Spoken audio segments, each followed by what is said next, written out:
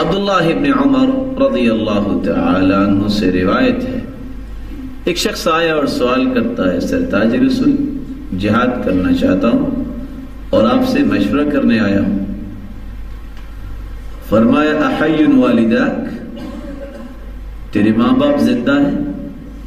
قال نعم، والدین تو زندہ ہیں۔ قال ففیہما فجاہد، یعنی الوالدین، ان دونوں کی خدمت کرو، ان کی خدمت کرنا بھی جہاد کی عظمت کو پہنچنا ہے۔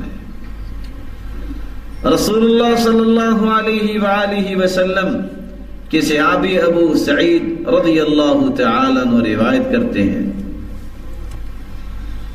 ایک شخص آئے اور آ کے اجازت طلب کرتا ہے، میدان کارزار میں جانا چاہتا ہوں، اجازت دے دیجئے۔ فرمایا جاؤ، ایک بات بتاؤ، تیرے والدین زندہ ہیں؟ کہا جی والدین تو زندہ ہیں۔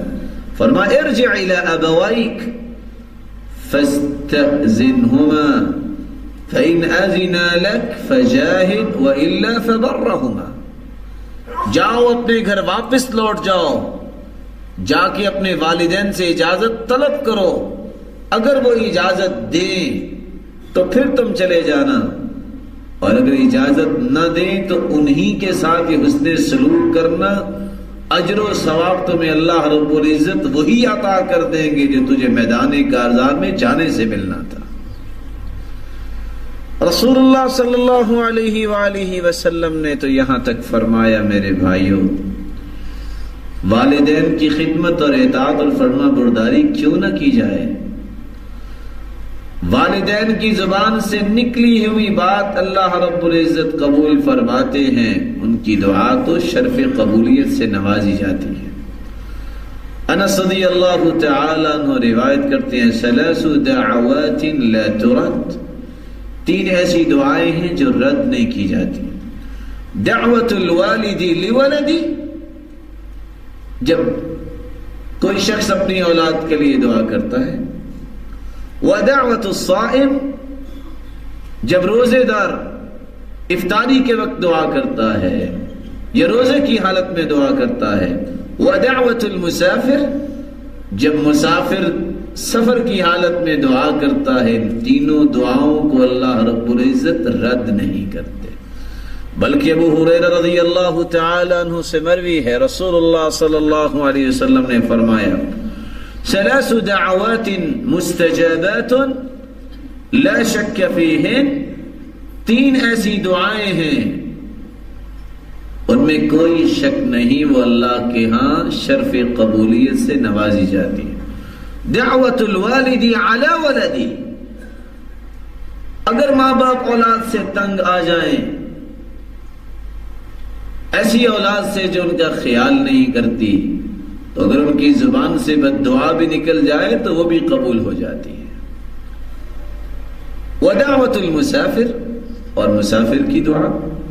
ودعوت المظلوم، اور مظلوم کی آہ و بکا اور اس کی بد دعا کو بھی اللہ رب العزت فوراً سنتے ہیں اور اس کو ظلم سے نجات بھی دیتے ہیں۔ اللہ رب العزت فرماتے لَأَنصُرَنَّكَ وَلَوْ بَعْدَ حِينٍ، تیری مدد میں ضرور کروں گا، خواہ کچھ دیر کے بعد کروں۔ یہاں ایک ضروری بات یہ ہے کہ میرے بھائیوں، ہمیں اپنی اولادوں کے لیے دعا کرنی چاہیے۔ آپ کو یاد ہوگا، آپ نے سنا ہوگا، سلف صالحین اپنی اولادوں کے لیے دعا کیا کرتے ہیں۔ ابراہیم علیہ السلام نے بھی اپنی اولاد کے لیے دعا کی، اور کیسی دعا کی؟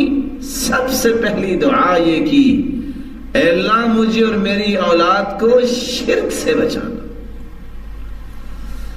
وَإِذْ قَالَ إِبْرَاهِيمُ رَبِّ اجْعَلْ هَذَا الْبَلَدَ آمِنًا وَاجْنُبْنِي وَبَنِيَّ أَن نَّعْبُدَ الْأَصْنَامَ،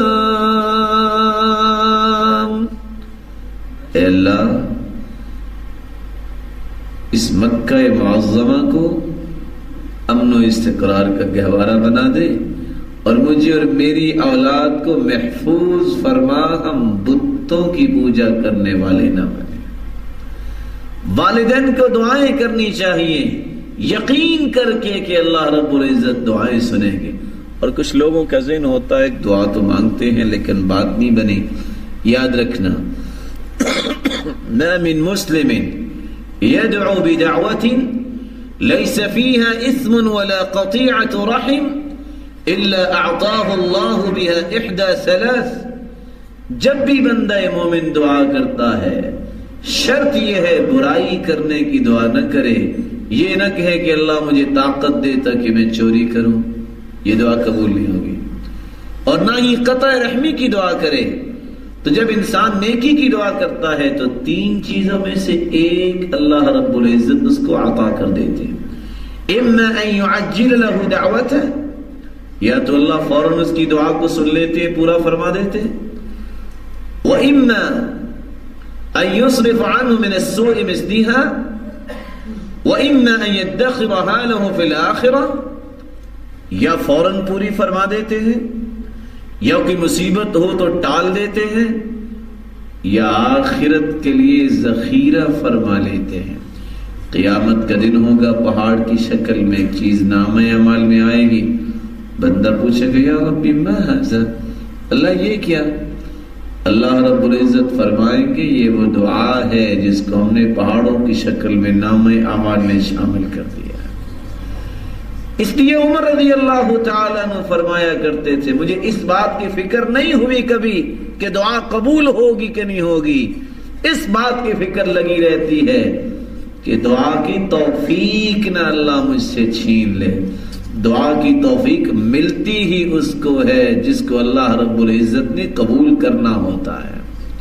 ان ربکم حیی کریم یستحیی من عبده اذا رفع یدیہ الیہ ان یردہما صفرا خائبتین. گناہ تو بندے نے کیے ہوتے ہیں، اللہ رب العزت کو حیا آتی ہے کہ میرے بندے نے اب ہاتھ اٹھا لیے ہیں، اس کے میں ہاتھوں کو خالی کیسے واپس لوٹا دوں؟ نہیں، جو کچھ اس نے طلب کیا ہے وہ عطا کر کے اس کو بھیجوں گا.